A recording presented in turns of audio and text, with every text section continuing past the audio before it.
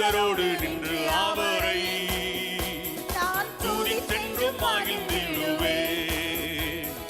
தூதரோடு நின்று அவரை நான் துதித்தென்றும் மகிழ்ந்திடுவே.